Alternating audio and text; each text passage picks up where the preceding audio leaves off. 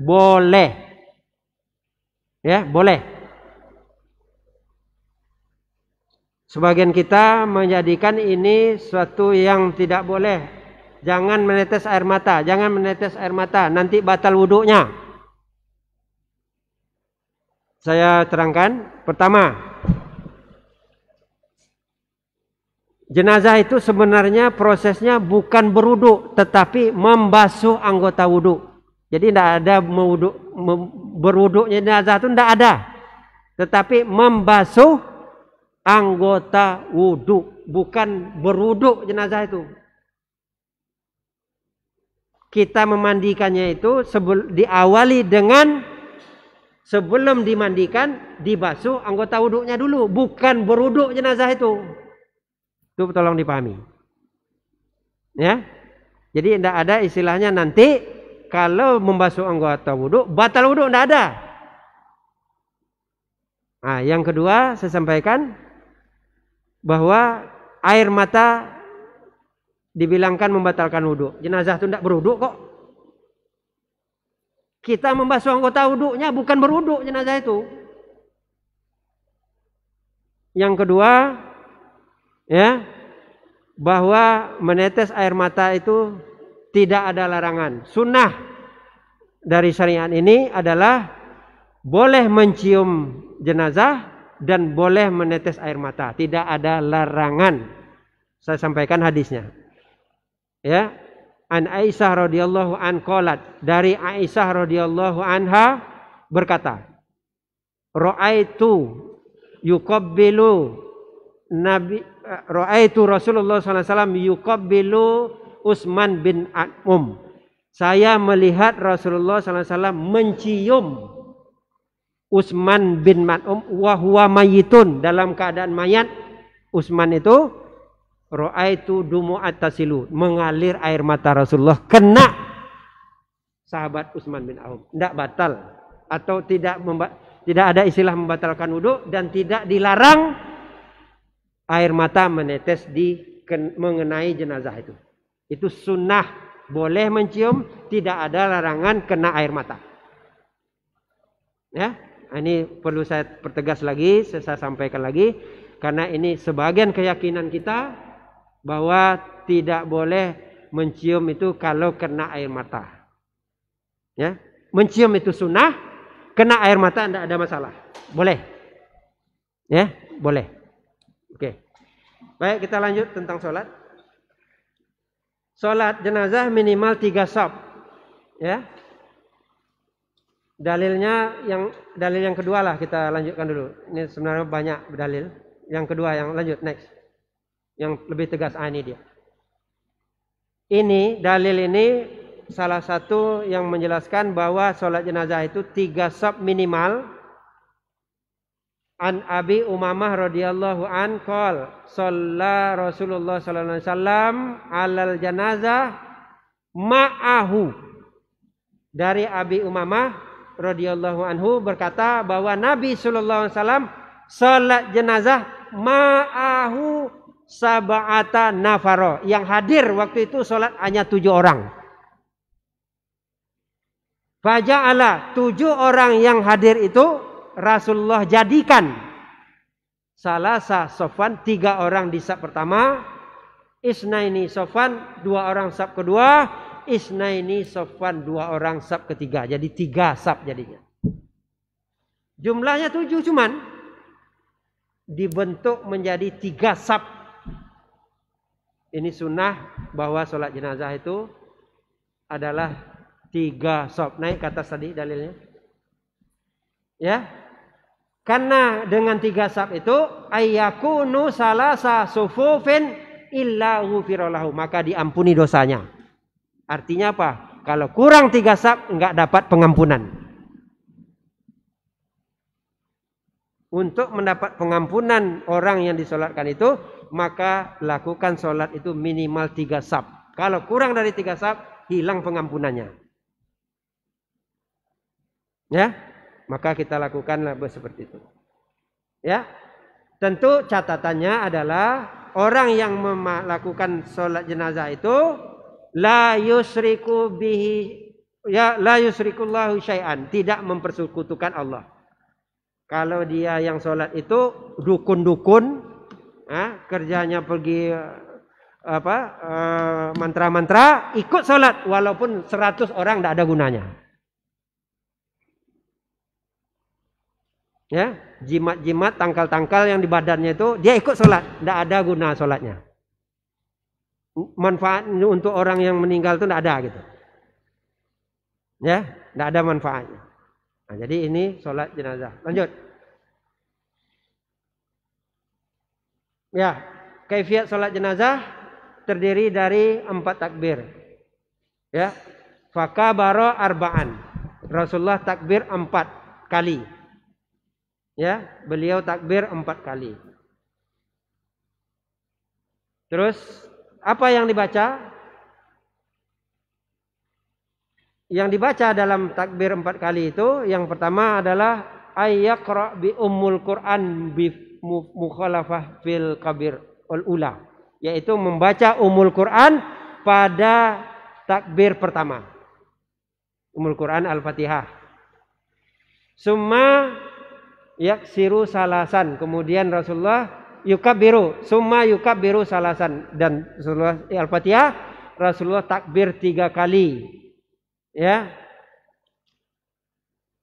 Wa tusallimu indal akhirah, dan salam di akhirnya.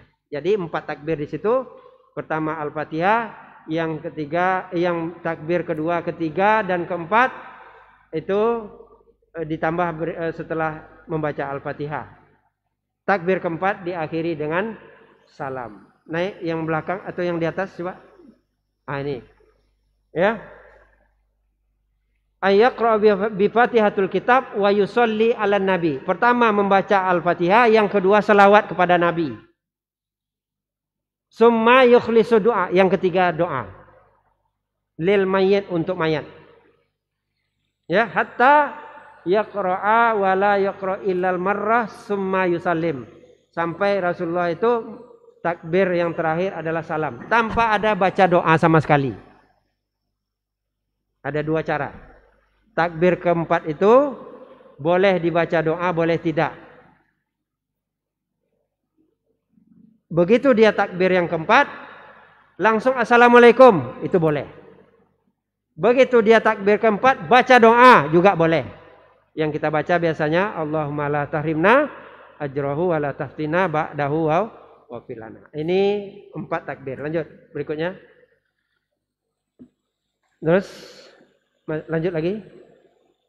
Bacaan takbir keempat ada 4 macam. Bacaan takbir ketiga ada 4 macam. Yang dibaca biasa ini dia, Allahumma firlahu warhamhu wa'afihi wa'fanhu, itu 1. Doa yang lain dari takbir ketiga itu adalah, lanjut, Allahumma ufir li hayyina wa mayyitina, ini yang kedua. Yang ketiga, Allahumma inna fulan bin fulan, sebut namanya orang yang meninggal. Yang keempat, Allahumma abduka wa ibnu amatika, ini yang keempat. Jadi ada 4 macam jenis dari doa takbir yang ketiga. Silakan dipilih mana saja. Tapi kita terbiasa dengan Allahumma firlahu, tidak ada masalah, boleh 1 kali kita baca doa-doa yang lain, silakan. Jadi ada 4 macam. Lanjut. Ini khusus doa untuk anak bayi. Doa takbir ketiga untuk anak bayi tidak doa yang kita baca sebagaimana takbir ketiga biasa. Yang kita baca adalah Allahumma aj'alhu lana faratan wa salafan wa ajran. Ini doa khusus untuk anak bayi. Jadi tidak Allahumma firlahu yang kita baca atau Allahumma firlaha. Ya, tetapi yang kita baca adalah Allahumma ja'alhu lana faratan wa salafan wa ajran. Itu doa khusus untuk anak bayi pada takbir yang ketiga. Lanjut. Salam. Salam ada 2 macam. Boleh salam ke kanan saja atau salam ke kiri dan kanan. Kanan dan kiri boleh. Mengucapkan salam pertama ke kanan dan kemudian ke kiri, ini diriwayatkan Baihaqi. Mengucapkan salam hanya kanan saja tanpa salam ke kiri. Ini riwayatkan oleh Al-Hakim. Fakabara arba'a wa sallama tasmaliyatan wahidah. Rasulullah takbir 4 kali dan salam 1 kali. Ini riwayat Al-Hakim. Ya. Lanjut. Selesai sholat. Ini lanjutan pembahasan berikutnya. Tentang sholat, silakan ada yang mau kita bicarakan, diskusikan silakan. Sholat dulu sebelum kita masuk ke mengantar jenazah. Tentang sholat, ya.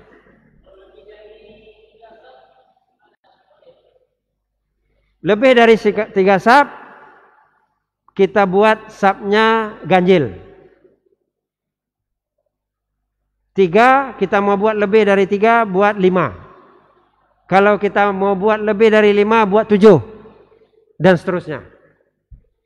Minimal 3. Ya. Ya. Yang disuruh itu bukan memenuhi saf, tetapi memperbanyak saf. Kalau disuruh memenuhi saf, maka 7 orang itu tidak bisa dipenuhkan. Bagaimana memenuhi saf 7 orang? Ya kan? Tidak mungkin kan? Rasulullah membagi 7 orang itu menjadi 3 saf. Artinya apa? Sunnahnya itu adalah memperbanyak saf, bukan memenuhi saf. Ya? Nah, kalau disuruh memenuhi saf, tidak mungkin 7 orang akan penuh saf. 1 saf aja nggak bisa penuh. Tapi dibuat Rasulullah jadi 3 safnya. Gitu. Oke, lanjut. Ya. Masing-masing buat safnya masing-masing. 3 saf perempuan, 3 saf laki-laki. Ya. Ya, kalau ada yang perempuan, ibu-ibu juga buat seperti itu, 3 saf juga.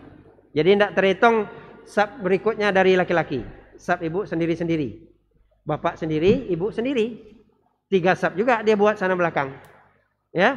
Jadi bukan dihitung saf bapak 1 2 3 4 5 6 ibu, enggak begitu.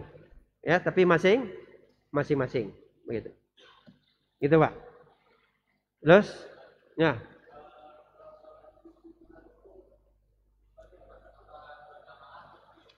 Yang mana? Oh ya, sholat di kuburan sama dengan sholat kita di masjid atau di luar masjid. Sama, boleh. Ya. Ya. Oke, lanjut. Hah? Oh iya. Sebagian masyarakat kita membuat ritual tambahan setelah sholat. Membaca doa yang panjang, membaca tahmid, tahlil, takbir, ayat kursi, dan lain sebagainya. Pertama, tidak ada sunnah. Tidak ada sunnahnya. Tadi kita pahami, ya, man amila amalan laisa alaihi amruna fahuwa raddun. Siapa yang mengamalkan suatu amalan yang tidak ada sunnahnya dariku, ditolak. Tidak ada gunanya amal itu. Yang kedua, amalan ini termasuk memperlambat penyelenggaraan jenazah. Rasulullah katakan, asri'u bil jenazah. Segerakan jenazah.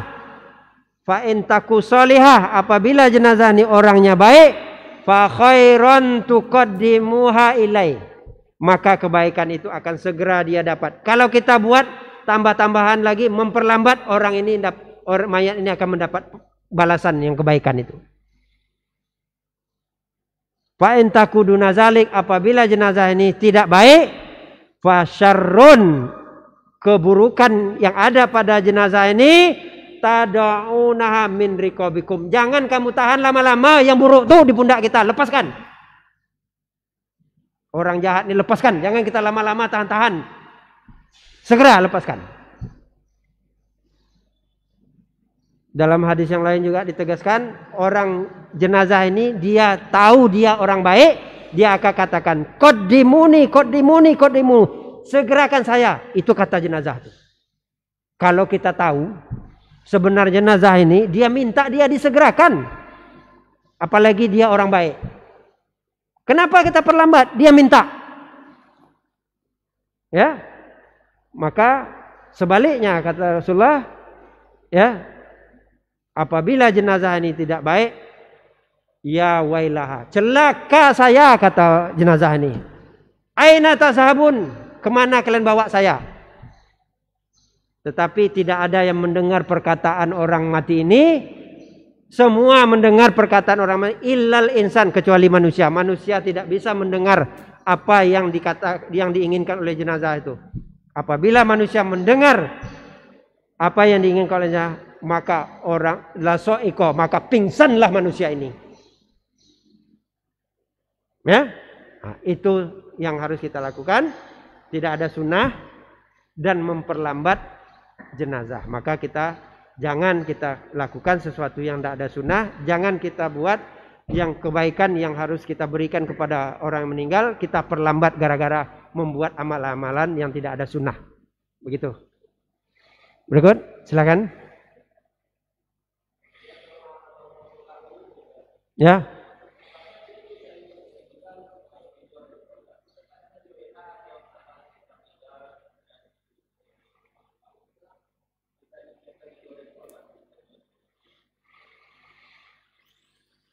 Itu secara umum kita disuruh setiap ada kematian, maka kita disuruh untuk mendoakan. Ya. Artinya doa yang khusus itu waktu sholat. Nah, di luar sholat itu doa yang kita lakukan itu secara doa umum untuk kaum muslimin, khususnya untuk orang yang telah meninggal. Itu juga tidak ada masalah ya. Tapi yang baik itu adalah dengan ucapan, bukan dengan tulisan. Ya. Begitu ada yang meninggal, kita belum nyala, ya, kita doakan dia. Ya. Innalillahi wa inna ilaihi rajiun. Ya, kita bacakan doanya untuk dia. Nah, tapi kalau kita jadi kebiasaan ada orang meninggal, kirim WA, tidak pernah diucapkan dengan mulut. Ya, tidak pernah kita sampaikan dengan mulut kita. Tidak pun ngirim WA. Kalau kita sudah mengucapkan itu lebih utama daripada WA-nya gitu. Ya, lebih utama. Ucapan kita itu yang lebih utama. Ini supaya orang tahu kita mendoakan dia, dikirim WA. Oh iya, si anu itu mendoakan. Tidak perlu sebenarnya. Ya, cukup kita mendoakan dengan kita mengucapkan langsung, itu lebih baik daripada mengirim WA. Ya, tidak pernah kita bacakan sama sekali gitu. Baik, itu tambahan. Baik, kita lanjut ya. Kita mengantar jenazah, membawa jenazah sama dasarnya tadi, yaitu sholat. Sholat itu pahala 1 qiraat, mengantarkan jenazah 2 qiraat kalau dia ikut sholat. Ya, ini kemudian hukum khusus mengantar jenazah ini untuk perempuan. Ada hukum khusus untuk perempuan. Hukum asal mengantar jenazah untuk perempuan itu tidak boleh. Asalnya begitu dulu.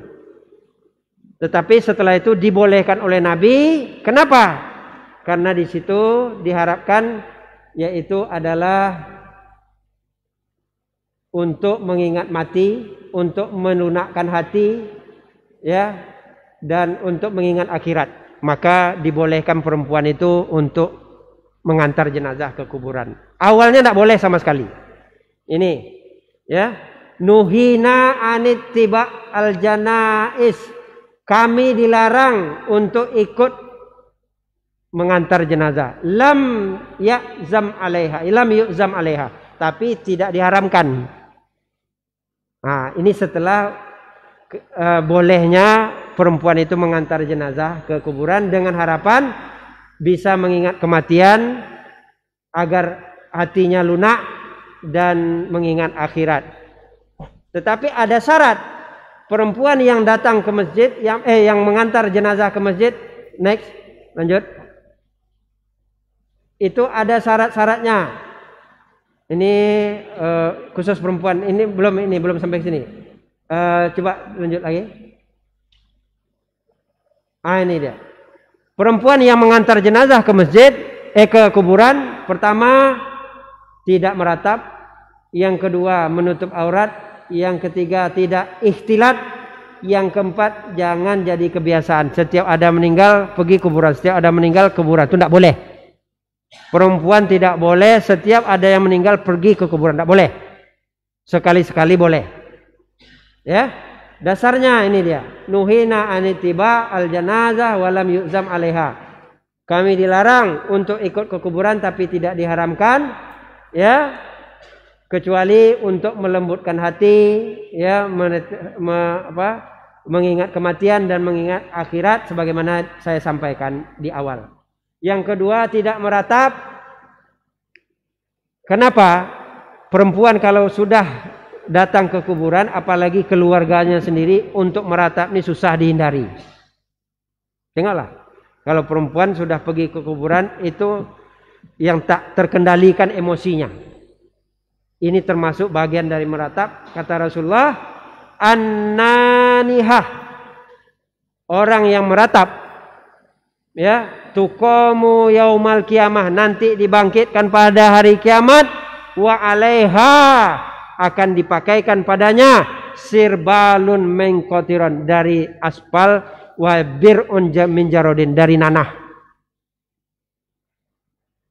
Kalau perempuan tadi meratapnya itu meraung-raung, menempel muka, merobek pakaian. Kalau laki-laki meratapnya yang selama ini tidak pernah berjenggot, dipanjangkan jenggot karena ada mati. Ini meratap.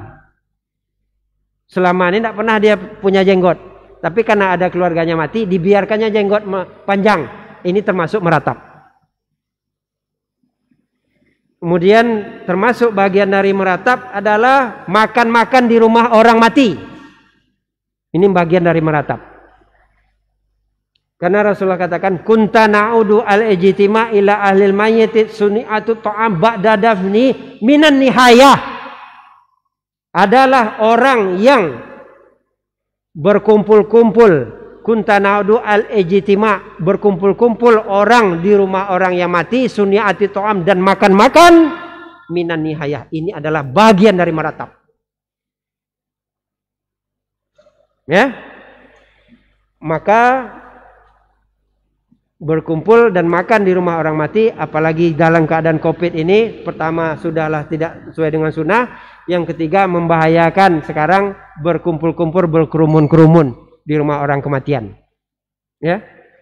Nah, ini maka kita kok hilang. Di itunya, di cok bawahnya itu yang apa? Bawahnya itu yang goyangkan. Ah itu, di cok bawah, itu dia. Ah itu. Ya, itu pembahasan tentang meratap, mengantar jenazah. Ya, kita lanjutkan tentang mengantar jenazah.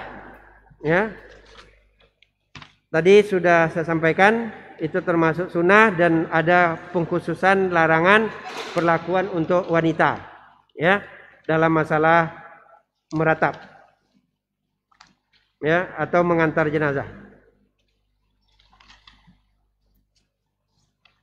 Ini masih panjang sebenarnya pembahasan kita, ya. Materi makalahnya ada untuk saya, coba tengok, bisa pinjam satu. Yang lebih ada makalahnya, ada lebih. Untuk saya menjelaskan untuk yang lain. Ya, sementara. Saya pakai ini dulu. Kemudian pembahasan kita adalah, ya, tujuan ziarah kubur. Sudah kita jelaskan tadi, mengingat mati, untuk melunakkan hati, untuk mengingat akhirat. Kemudian, ya, ini dasarnya sudah ada di dalil kita pembahasan di modul kita itu, ya. Di halaman 24 itu, mengambil itibar, mengingat kematian, melembutkan hati, dan mengingatkan akan akhirat. Pembahasan berikutnya tentang mengantar jenazah, yaitu sewaktu masuk ke kuburan membaca doa. Yang kita baca, Assalamualaikum ya ahli diyar minal mu'minin wal muslimin wa inna insyaallahu bikum lahikun as'alullahu lana walakum al-afiyah. Doa ini perlu saya pertegas, ini hanya berlaku untuk jenazah yang dikuburkan di tempat umum, di TPU. Adapun jenazah yang dikubur di rumah-rumah selain dari TPU, tidak ada doa ini. Tidak akan dia dapatkan ucapan doa ini untuk kita, untuk orang yang telah mati tadi. Doa ini berlaku untuk pemakaman umum. Jadi kalau ada jenazah yang dikuburkan di rumah, hilanglah doa ini untuk dia. Ya, pinjam ini dulu. Yang berikutnya pembahasan kita halaman 25, membuka alas kaki. Sewaktu masuk kuburan, sunnahnya adalah membuka alas kaki. Karena Rasulullah melarang memakai alas kaki sewaktu masuk ke kuburan. Karena Rasulullah katakan, waihaka ya sohibaitain, celaka orang yang masuk ke kuburan yang pakai alas kaki. Alki, lepaskan sohibaitain, alas kakinya. Dah lihat di situ depan juga. Ya. Jadi ini tegas hadisnya bahwa masuk ke lokasi kuburan itu membuka alas kaki. Kecuali keadaannya uzur, ada duri, ada kaca, panas tempatnya itu, maka kita dibolehkan memakai alas kaki. Sebagian kita mengambil dalil yang lain bahwa jenazah mendengar alas kaki, bunyi alas kaki orang yang mengantar jenazah ke kuburan. Akhirnya diambil dalil ini kan boleh. Nah itu dia. Ya kan? Boleh memakai alas kaki masuk kuburan. Ini dalilnya bahwa itu juga hadisnya, orang yang mengantar jenazah itu akan mendengarkan bunyi alas kaki orang yang mengantarkan jenazah ke kuburan. Hadisnya sama-sama sahih, maka di jamak hadis ini, dipertemukan hadis ini. Yang hadis pertama larangan, hadis yang kedua khobar, hanya berita, maka lebih utama larangan daripada berita. Yang kedua diterangkan oleh ulama Ibnu Hajar diantaranya, bahwa mendengar alas kaki orang yang mengantarkan kuburan itu setelah dia keluar dari kuburan, setelah dia meninggalkan lokasi perkuburan. Maka dua hadis ini tidak bertentangan. Ya, ini penjelasannya.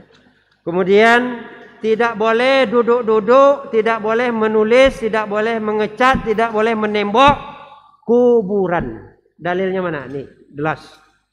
Naha Rasulullah sallallahu alaihi wasallam, Nabi melarang atau Rasulullah melarang. Apa yang dilarang? Ayyujassasal qabra, mengecat-ngecat kuburan. Ayyuk ada alaih, duduk di atas kuburan. Ayyubna alaih, menembok-nembok kuburan. Wa fi riwayatin ukhra, di riwayat lain, ayyuk taba alaih, menulis kuburan. Jadi hadis ini jelas tegas melarang duduk, menulis, menembok, mengecat dan hal-hal yang berhubungan dengan itu. Jadi tidak boleh dilakukan seperti itu. Cuman ada sebagian ulama masih membolehkan dalam menulis, hanya sekedar untuk tahu bahwa ini kuburan si fulan atau fulanah. Itu aja cukup. Itu sekedar nama bahwa ini kuburan si fulan atau si fulanah. Itu masih dibolehkan. Tapi kalau udah berlebihan, nama, tanggal lahir, kapan meninggal, dibuat pula di situ Al-Fatihah. Ditambah lagi tuh surah Al-Fatihah di bawah tuh, dan doa-doa yang lain. Maka ini termasuk dalam larangan. Ya. Kemudian berikutnya berdoa sewaktu di kuburan itu disunahkan menghadap kiblat. Boleh tidak menghadap ke? Boleh, tapi sunnahnya adalah menghadap ke kiblat, mengangkat tangan dan doanya masing-masing, tidak dipimpin. Karena Rasulullah katakan dari riwayat Utsman bin Affan radhiyallahu an qol kana Nabi sallallahu alaihi wasallam iza farawa min dafnil mayyit wa qafa alaihi faqal istaghfiru li akhikum wa sallu lahu tasbih fa innahu an yus'al. Dari Utsman bin Affan berkata bahwa Nabi Muhammad sallallahu alaihi wasallam apabila beliau selesai menguburkan jenazah, waqafa alaih, beliau berdiri di samping kuburan dan menyampaikan istaghfiru li akhikum, mohon ampunkan untuk saudaramu. Tidak ada riwayat menerangkan Rasulullah memimpin doa, tetapi Rasulullah hanya mengajak berdoa, bukan memimpin doa. Ya. Kemudian berikutnya, tidak boleh menjadikan kuburan itu tempat istighosah, tabaruk, ya, minta tolong, ya, minta jodoh, minta kaya, apalagi kuburan-kuburan wali songo, ya, kuburan-kuburan keramat, ya, maka ini haram hukumnya. Yang ketiga, yang berikutnya pembahasan kita, ini meratap yang sudah kita bahas tadi di awal, ya, itu meratap. Yang terakhir tentang ini bukan terakhir pembahasan kuburan, tapi adab dalam kuburan.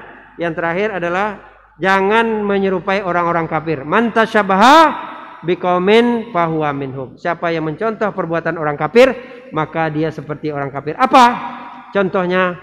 Adalah memasang karangan bunga, mengirim meletak-letak bunga di kuburan. Itu perbuatan orang kafir.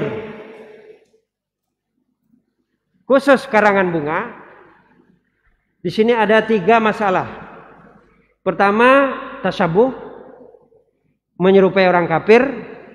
Yang kedua, khusus karangan bunga ini adalah mubazir. Berapa harganya satu karangan bunga itu? Bayangkan sepanjang jalan tuh karangan bunga, tidak ada manfaatnya untuk orang yang meninggal. Mubazir. Yang ketiga, riya. Dipajang namanya situ, dari si Fulan, dari si Anu, dari Fulanah, mengucapkan bela sungkawa untuk ini, riya. Jadi ada 3 pelanggaran syariat di situ. Tasabuh, riya, mubazir. Ya, ini salah satu di antaranya. Kemudian, ya, tabur bunga termasuk tasabuh. Atau merangkai bunga letakkan di situ, tasabuh. Menyiram air ada sunnahnya khusus, bukan untuk menyejukkan, untuk mendinginkan kuburan, tapi untuk memadatkan tanah kuburan. Itu aja fungsinya, tidak ada yang lain. Tapi kalau dibilang menyejukkan orang di dalam kuburan, mendinginkan atau apa lagi, itu tidak ada. Tapi menyiram itu hanya sekedar untuk agar tanah kuburan itu jadi padat. Itu aja, tidak lebih dari itu. Ya, oke. Nah,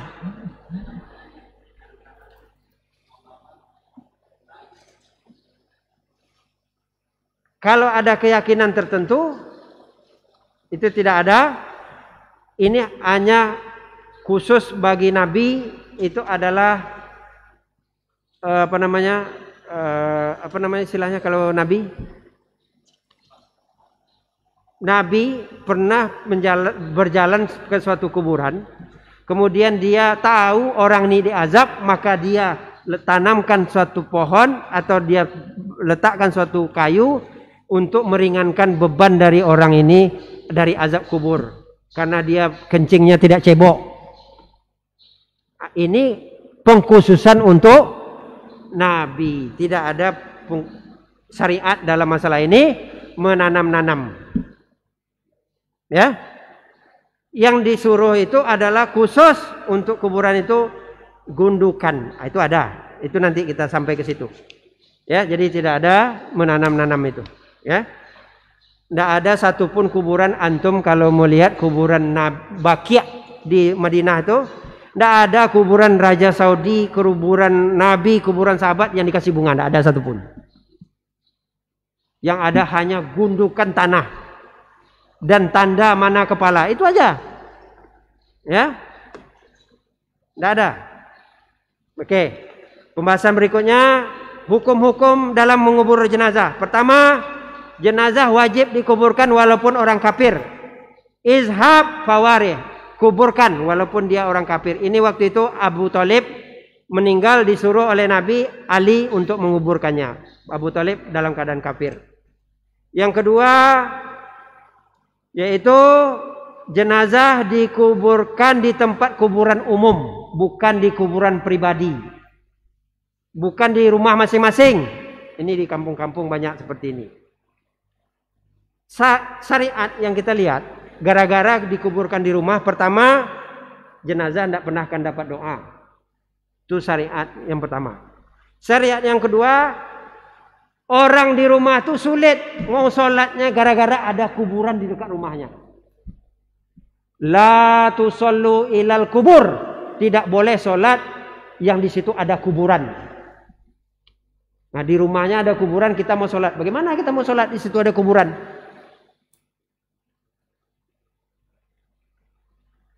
Tidak bisa sholat. Padahal sholat sunat, sholat bagi laki-laki, sholat yang paling baik sholat sunat di rumah. Tapi di rumah itu ada kuburan, akhirnya tidak bisa kita sholat gara-gara ada kuburan. Ya, perempuan yang paling baik itu sholat di rumah, tapi kuburan di dekat rumahnya, gimana dia mau sholat? Ini syariat. Ya.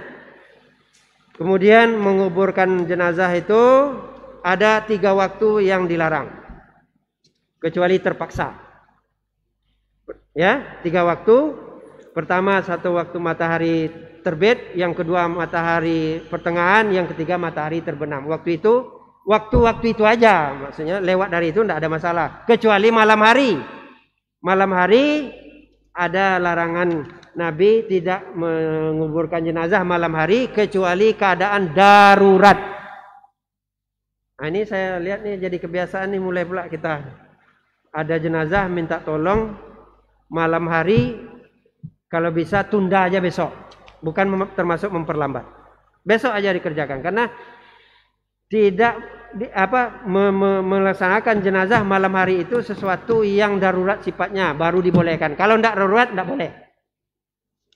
Ya, melaksanakan jenazah malam hari itu, ya, kalau siang hari pada waktu matahari pertengahan itu aja larangannya, setelah itu boleh. Pagi sewaktu matahari terbit, waktu itu aja larangannya, setelah itu boleh.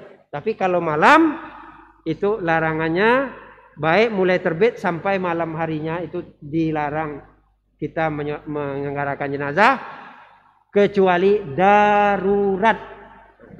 Ya, darurat. Kemudian syariat berikutnya adalah kuburan itu, ya, bentuknya hendaklah luas, dalam dan rapi. Maksudnya itu luasnya itu sesuai dengan kebutuhan jenazah, lubangnya dalam, kemudian bagus, ya, bagus. Nah, ini syariatnya, yaitu kata Rasulullah, ya, ahfiru wa ausi'u, ya, wa afifu wa ahsinu, baguskan, dalamkan, ya. Kemudian lebarkan. Nah, ini disunahkan seperti itu. Kemudian ada lagi yang lebih khusus untuk kaum muslimin, yang paling baik kuburan itu adalah lubangnya berbentuk lahat.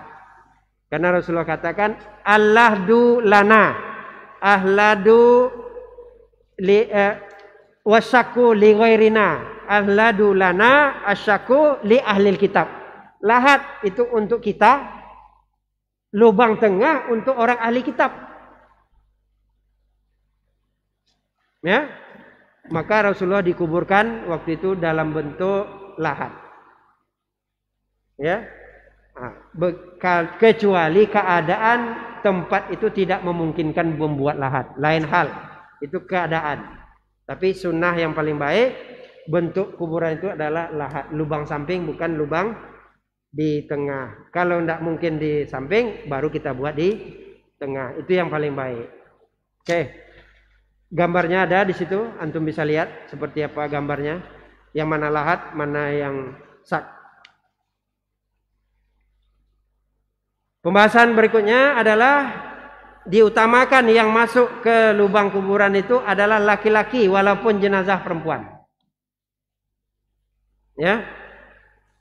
Yang menjadi catatan, kalau jenazah yang perempuan yang masuk laki-laki itu tidak dalam keadaan melakukan hubungan suami istri malam harinya walaupun udah mandi junub.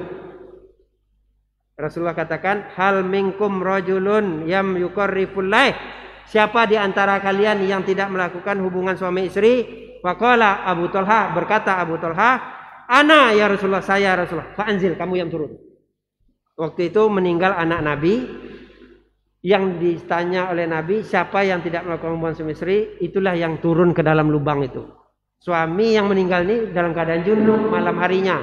Dia sudah mandi junub, tapi dia melakukan hubungan suami istri, maka tidak berhak dia turun ke dalam lubang. Maka yang turun di situ orang yang dalam tidak melakukan hubungan suami istri pada malam harinya.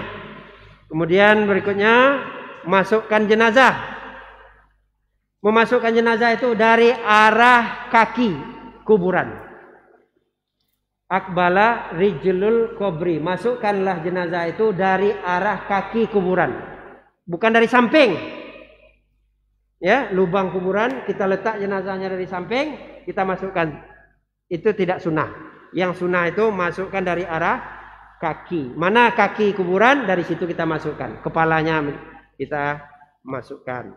Doa yang dibaca sewaktu masuk dalam lubang kuburan itu, Bismillahi wa ala millati Rasulillah, atau Bismillahi wa ala sunnati Rasulillah. Ini doa yang kita baca sewaktu memasukkan jenazah ke lubang kuburan. Posisi kuburan jenazah menghadap ke kiblat. Makanya Bapak-bapak, sebagai untuk kita pahami, karena sunnah meletakkan jenazah itu dia menghadap ke kiblat, maka sewaktu kita menguburkan jenazah Covid yang posisi dia di dalam peti itu menengadah ke langit, maka kita miringkan petinya itu. Karena disurahkan bahwa menguburkan jenazah itu menghadap ke kiblat jenazahnya. Karena sunnah ini, maka jenazah yang dikuburkan dalam keadaan Covid dalam peti dia menelentang, maka kita miringkan peti matinya, baru dia ngadap kiblat. Ya, ini karena itu adalah syariat. Ya. Kemudian terakhir pembahasan kita setelah selesai penguburan adalah yaitu meninggikan tanah kuburan itu sejengkal tanpa ada tanaman dan bunga-bungaan. Kita bentuk gundukan dan diberi tanda bagian kepalanya minimal. Mana kepala dari jenazah kita kasih tanda, ya. Ini beberapa syariat yang perlu kita pahami dalam masalah penguburan. Demikian sampai di sini pembahasan kita selesai. Udah jam 11, kita usahakan kalau bisa kita makan sebelum zuhur. Silakan kita tanya jawab sebelum waktu makan siang. Silakan sebelum kita istirahat. Pembahasan selesai. Silakan. Ada pertanyaan? Mulai dari awal sampai akhir. Silakan. Mana yang teringat kembali. Dari mandi, mengapani, menyolatkan, ya, mengantar dan menguburkan. Silakan. Ya. Oh ya. Ya. Ya. Ya, sunnah, diantara sunnah adalah melemparkan tanah ke lubang kuburan. Itu sunnah. Jadi setiap orang yang hadir di lokasi kuburan minimal dia melemparkan 3 genggaman tanah ke lubang kuburan. Maka di situ prakteknya boleh itu sewaktu kita menimbun, kita ambil tanah 3 genggam, kita lemparkan terutama di bagian kepala dari jenazah. Ambil 3 genggam. Ini biasanya untuk ibu-ibu yang tidak mungkin dia menimbun tanah di kuburan, maka kita minta ibu-ibu yang datang ke kuburan agar dia dapat faedah dari mengantar ke kuburan itu adalah diantaranya melempar. Adapun bapak-bapak yang paling baik adalah menimbun. Ya, kalau dia tidak bisa menimbun, minimal dia melemparkan tanah ke lubang kuburan itu. Itu caranya melemparkan ke bagian kepala dari jenazah itu yang paling utama. Ya, nah, itu sunnah yang ditinggalkan oleh orang sebagian sekarang. Ya, lupa karena dia tidak menimbun, tidak pula melemparkan 3 genggam minimal. Lebih dari 3 boleh, tapi minimal adalah 3. Ya, itu penjelasan. Oke. Berikutnya silakan. Ya. Oke. Ya, penjelasan tadi ini makanya pertanyaan ini membuka pembahasan kita. Sebenarnya ada di dalam pembahasan tapi tidak tersampaikan oleh saya. Dengan ada pertanyaan ini maka saya sampaikan. Sunnah adalah membuka tali jenazah. Karena Rasulullah katakan fahillul aqdi, bukalah tali-talinya. Jadi sunnah dalam menguburkan jenazah itu adalah membuka tali ikatan jenazah. Makanya kita mengikat jenazah itu supaya mudah dibuka. Pertama yang diikat itu adalah bagian kiri dari jenazah. Kalau kanan bagaimana kita membalik-balik jadinya. Yang kedua supaya mudah membukanya, mengikatnya adalah dengan simpul, bukan ikat mati. Kita ikat jenazah itu simpul sehingga kita bisa membukanya kembali di posisi kiri dari jenazah. Ya, bukan di posisi kanan. Kalau kanan susah kita. Kemudian ini hukumnya tidak wajib. Hanya sunnah. Kenapa saya sampaikan ini sunnah? Bukan saya sampaikan. Kenapa saya perlu sampaikan ini bahwa ini adalah hukumnya sunnah? Yang di syariat yang hukumnya bukan wajib. Saya pernah mengalami orang mewajibkan membuka tali jenazah ini karena keyakinannya kalau tidak dibuka jadi pocong.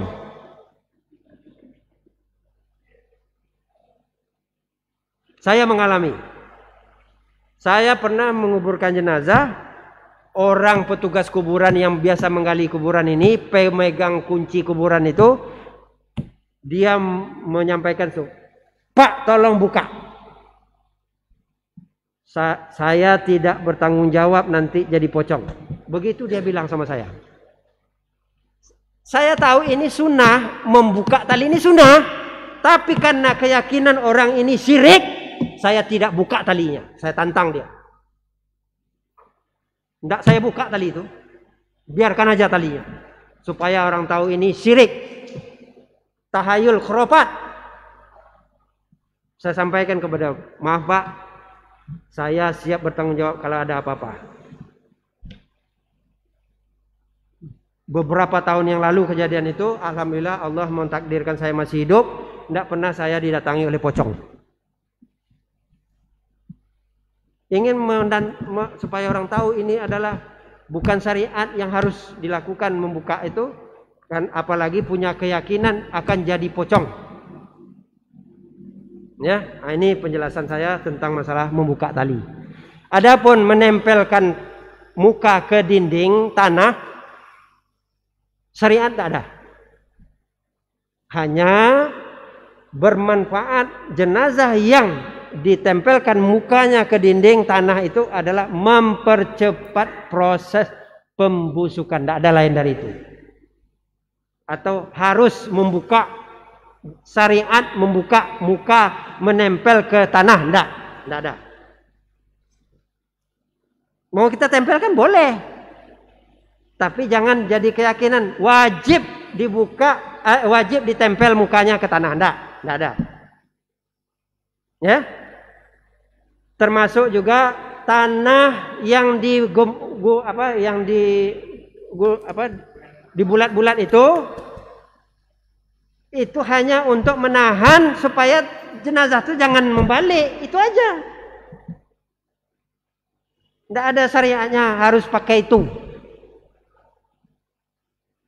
Kalau kita mau lihat jenazah itu kan miring begini supaya jangan mutar gini, kita tahan dengan tanah tadi. Itu aja fungsinya. Tidak ada yang lain. Ya, tidak pakai itu pun tidak ada masalah. Ya, yang penting jenazahnya jangan membalik, itu aja gunanya. Ya. Nah, kemarin saya menguburkan jenazah Covid dalam bentuk bukan peti mati, tetapi dalam karung jenazah. Itu tidak ada gunanya tanah tuh. Itu apa guna tanah tuh? Ya, dia dalam peti, apa gunanya tanah? Ya, nah gitu. Jadi tidak ada syariat mengharuskan bahwa meletak gumpalan-gumpalan tanah di bagian belakang dari jenazah.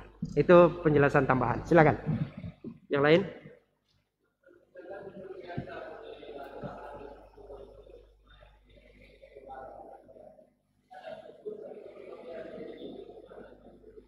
Kapur?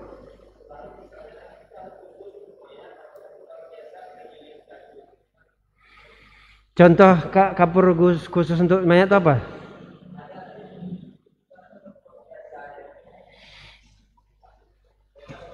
Ya, ya. Jadi kapur barus ini salah satu bagian dari sunnah iza jamartumul mayyit fajammuru salasah. Apabila kalian memberi wangian-wangian mayat, maka berilah 3 wangi-wangian. Termasuk salah satunya adalah kapur barus. Adapun kapur barus yang kita pakai karena digiling itu kalau dia bulat-bulat tidak merata nanti harumnya itu. Bulat-bulat itu kita letakkan, itu tidak merata dia. Apalagi yang bulat-bulat itu diletak di kain kapan. Coba bapak-bapak ada bulat-bulat, guling bapak di situ, gimana rasanya? Ada benjol-benjol di dalam kain kapan tuh, ada kapur barus bulat-bulat, guling bapak situ, apa rasanya? Begitu juga si mayat. Ya. Karena perlakuan orang hidup ada hukumnya sama dengan perlakuan orang mati. Orang mati sama dengan hukum orang hidup. Salah satunya adalah memperlakukan dengan baik, dengan tidak kasar. Itu termasuklah dengan perlakuan kita lakukan dengan kapur barus tadi. Digiling itu supaya pertama dia merata, yang kedua juga di situ tidak menyakiti dari jenazah itu. Maka kita giling dia jadi seperti itu. Kalau untuk mandi juga tentu digiling. Bagaimana mau airnya itu berbentuk air kapur barus kalau tidak digiling? Ya, tidak ada manfaatnya kapur barus yang bulat-bulat itu. Ya, tidak akan bermanfaat bagi jenazah. Yang kita inginkan adalah supaya harum, supaya tahan dari jenazah ini. Itu tentang kapur barus. Oke. Silakan. Ya.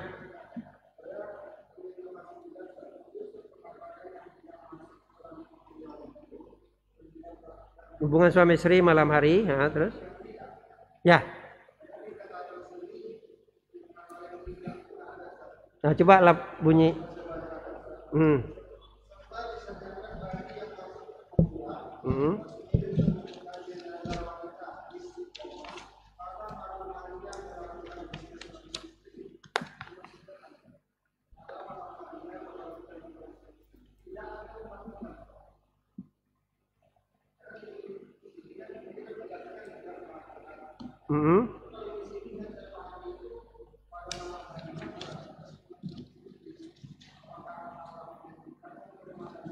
Ya, ya. Coba. hal minkum rajulun lam yuqarribul lailah. Siapa di antara kalian laki-laki lam yang tidak, lam di situ lafaznya yuqarriful lailah, melakukan hubungan suami istri malam hari. Berarti terjemahannya yang salah begitu. Kalau lafaznya jelas tidak melakukan hubungan suami istri, artinya yang melakukan hubungan suami istri malam hari tidak boleh turun.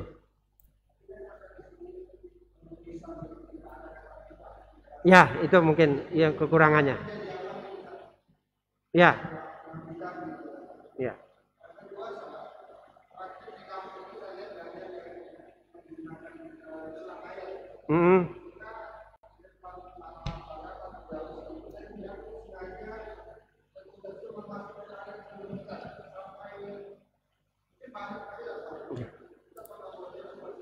Itu termasuk berlaku kasar dalam masalah jenazah.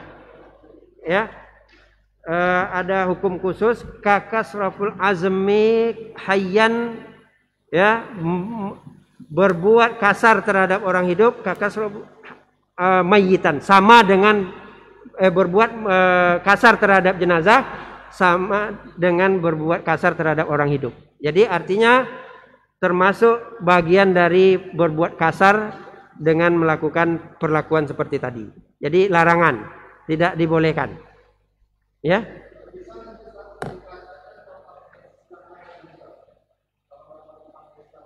Ya.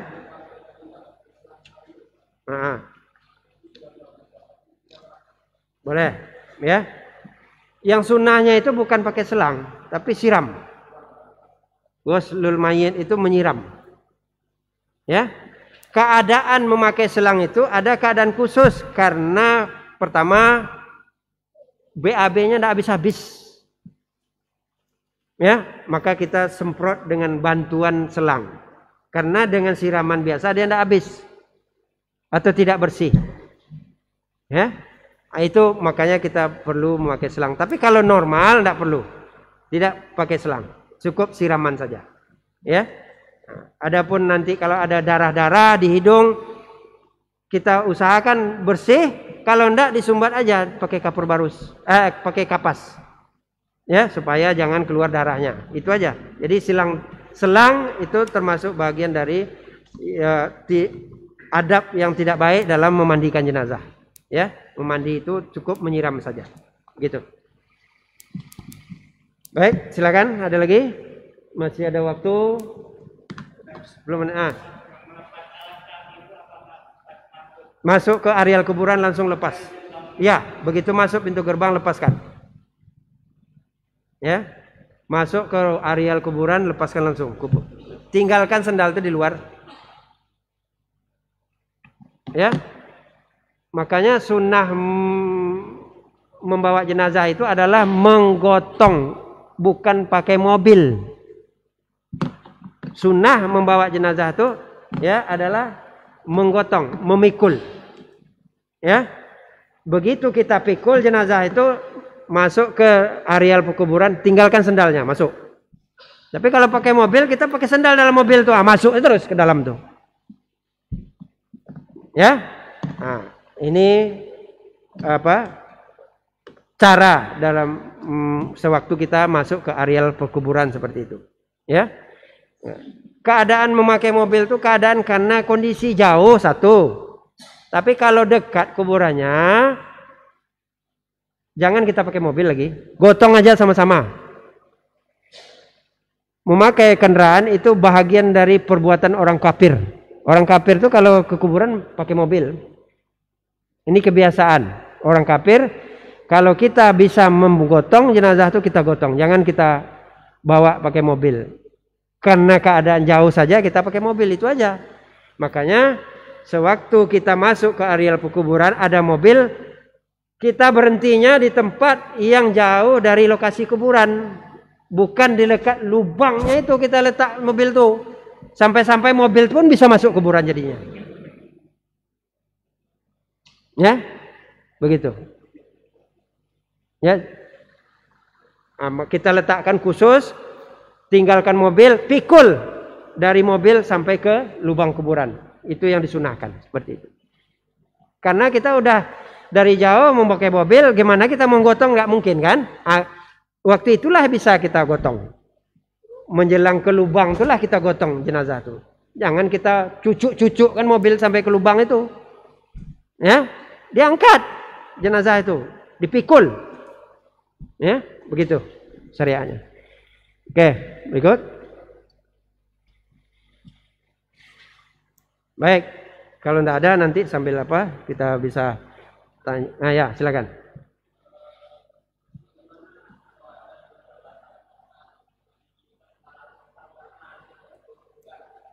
Gimana?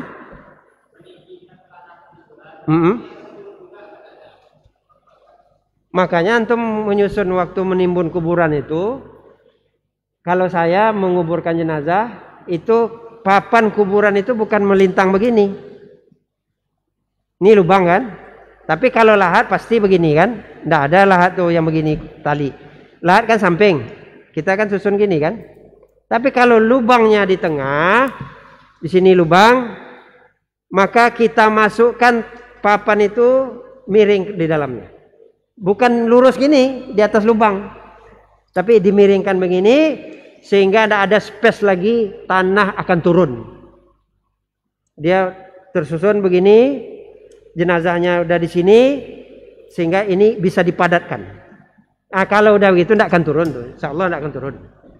Kejadian di kuburan banyak karena susunan papannya itu di atas lubang dan lubangnya itu dalam. Sehingga begitu tanahnya turun, ambruk sampai ke atasnya turun ke bawah. Nah, ini ada apa-apa nih katanya. Sampai khurafat seperti itu. Ya, kejadian apa nih katanya. Nah, begitu. Ya, jadi caranya saja. Caranya antum miringkan saja papannya itu sehingga tidak ada space lagi, tanah itu turun. Begitu dia masuk, padatkan langsung ya sampai ke atasnya padat itu. Walaupun hujan, walaupun apa, tidak akan turun tanah itu. Kejadian di kuburan banyak gara-gara itu aja. Susunan papannya itu masalahnya. Ya, turun dia itu karena ada lubang, space antara jenazah dengan papan itu banyak kosong. Sehingga dia turun gitu. Itu Pak. Ya. Baik. Terus silakan.